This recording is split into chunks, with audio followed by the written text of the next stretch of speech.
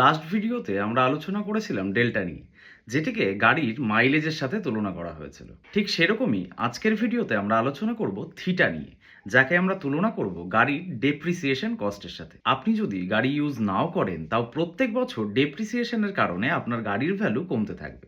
ঠিক সেই রকমই নিফটি ইন্ডেক্স বা কোনো স্টক যদি মুভ না করে এবং আপনার বাই করা স্ট্রাইক প্রাইস পেরোতে না পারে, তাহলে কিন্তু থিটা টাইম ডিকের বেনিফিট নেবে এবং আপনার অপশনের প্রাইস সময়ের সাথে সাথে কমিয়ে দেবে। এক্সপায়ারির দিন কিন্তু থিটা ভ্যালু সমস্ত স্ট্রাইক প্রাইসের ক্ষেত্রে জিরো হয়ে যায়। এই থিটার টাইম ডিকের বেনিফিট সব থেকে বেশি নেয় অপশন রাইটার বা সেলাররা, এবং বায়ারদের কিন্তু এর জন্য লস ফেস করতে হয়। তাহলে আপনি কি অপশন বাই করছেন নাকি সেল করে থিটা ডিকের বেনিফিট নিচ্ছেন, সেটা কিন্তু অবশ্যই কমেন্টে জানাবেন।